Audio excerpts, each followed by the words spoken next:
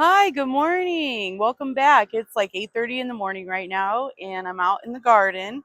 And I wanted to work out here for a while before the humidity really kicks in today. We've been having some really humid weather. All kinds of storms everywhere around us, but they never come here. We just get the humidity, not the beneficial rain. Anyway, I got a couple of things going on and I just kind of wanted to show them to you. And, like if you have some of this stuff going on and you're not really sure what it is, maybe I can help you, or maybe you can help me with some more information. Either way, let's talk about it. So, first and foremost, I have a bunch of cucumbers.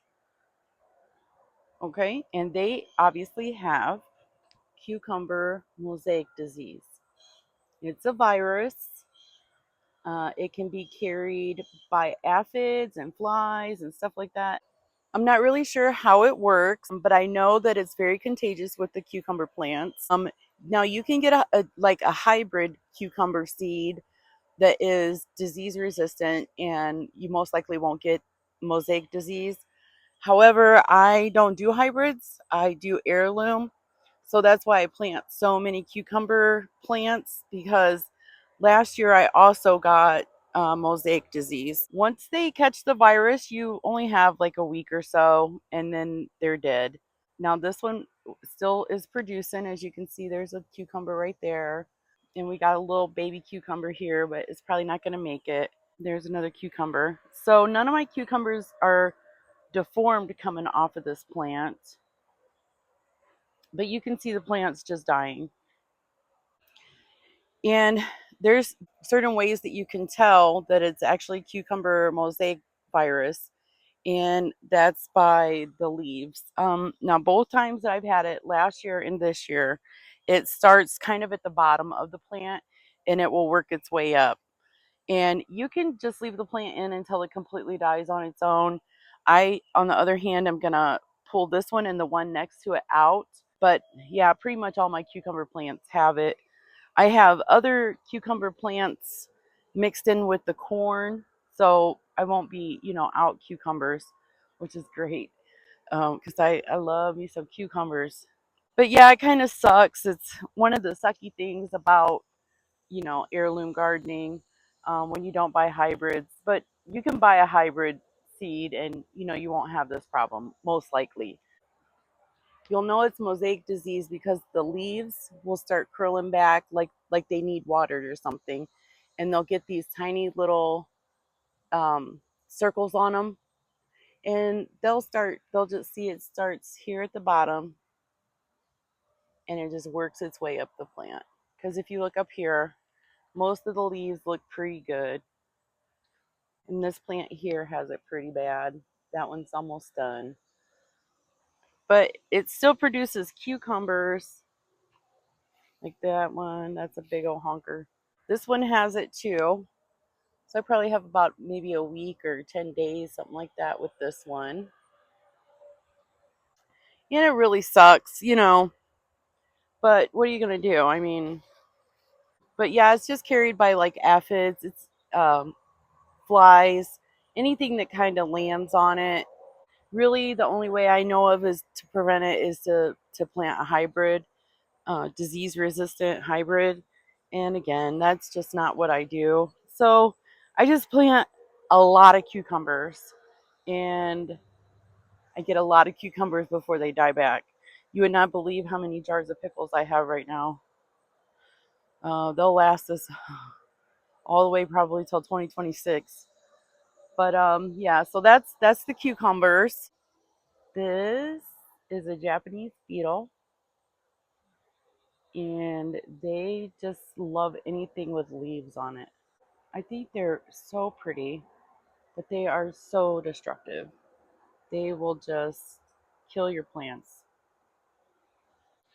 I'm sure, again, you could probably spray some stuff on them or something, chemical wise. I wouldn't know what though. But what I do is I just have a bucket that I keep out here, and it's got soap water in it. And I just pick them off and put them in the soap water. And, there's really, I mean, I personally don't know of anything else to do. I have some neem oil that I'm going to use. I've never used it before, but supposedly it's pretty organic and it's not chemical based at all. But I have some potato aphids that I'm going to show you here in a second. But I'm going to get these Japanese beetles off really quick.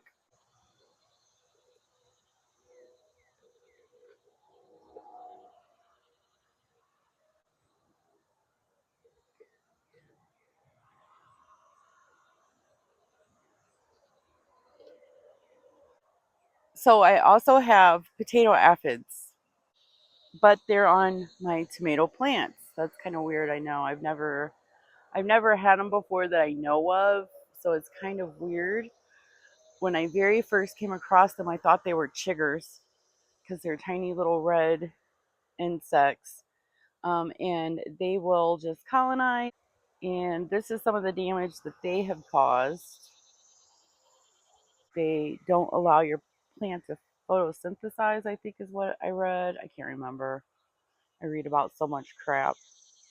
So, anyway, here's what they look like. They're just little red bugs, and they are all over my tomato plants. There's some, there's some, they're just everywhere.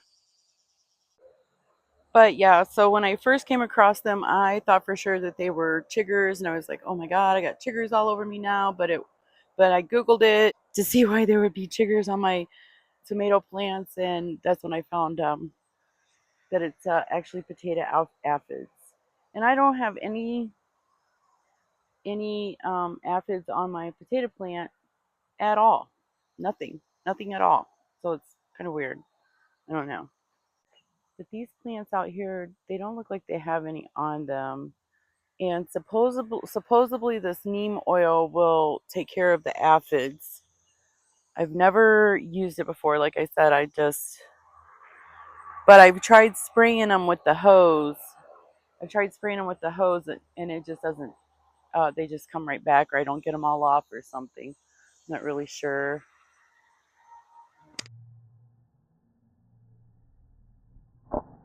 Ooh, bug. Sound like a bee. Now I do get hornworms on my tomatoes sometimes, so I've been, keeping an eye out for that. So anyway, there's that. So then we did have coons in the corn. I mentioned that before in a previous video. They have not been back anymore since I went ahead and picked all the corn that I thought was ripe. They haven't really been back. They were back once, and that was it. I wanted to show you this. Pretty excited. This is a watermelon. One of the first ones I've ever grown.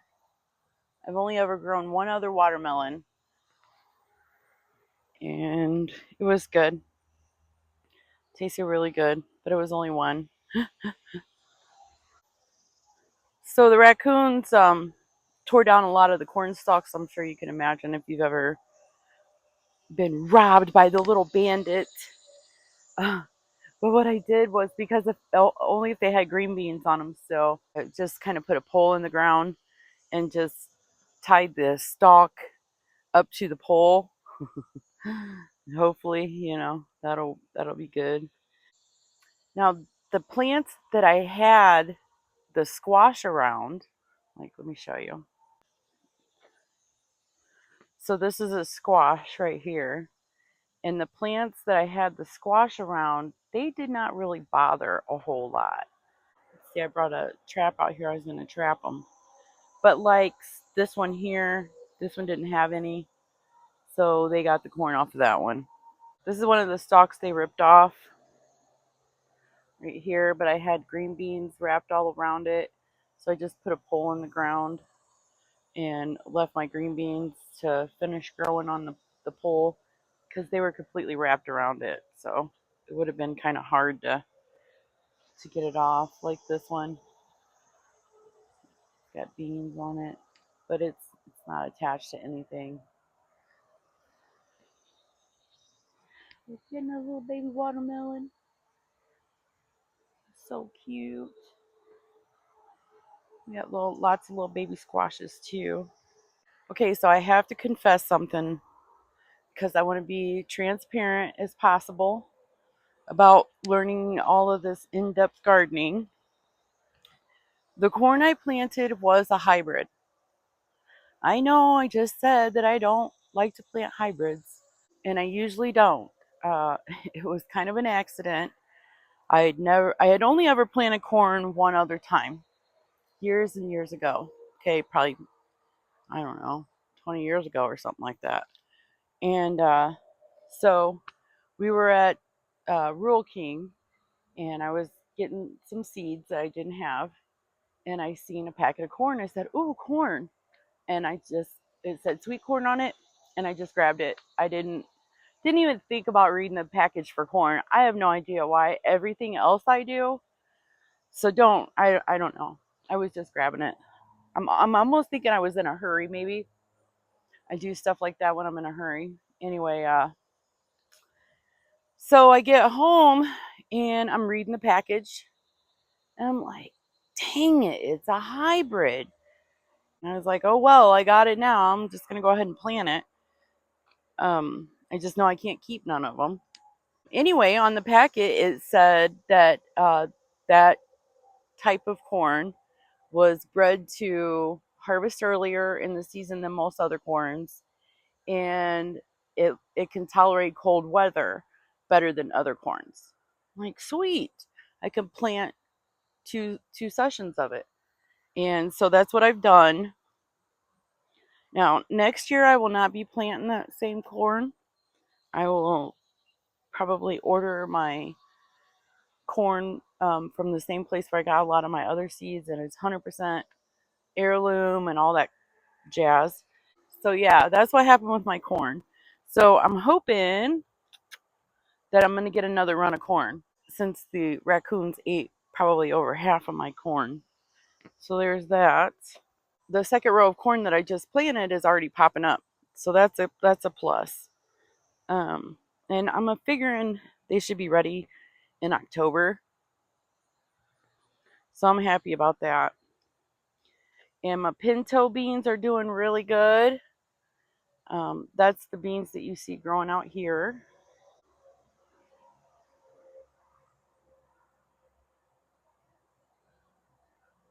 So all of these are pinto beans. All the little pole beans you see, those are all pintos. We eat a lot of pinto beans, a lot, a lot, a lot, probably a couple times a week. So to be able to grow those pinto beans, you know, will be just major. It's a major protein source for us.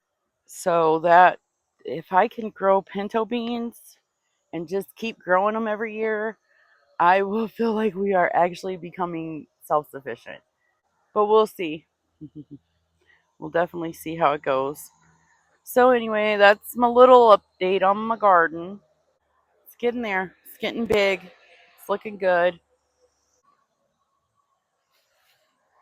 If you look right there, there's a little squash growing. So exciting. All right, guys, that's my little garden update. Thanks for watching, and you guys have a great rest of your day, and I will see you on the next one. Okay, bye.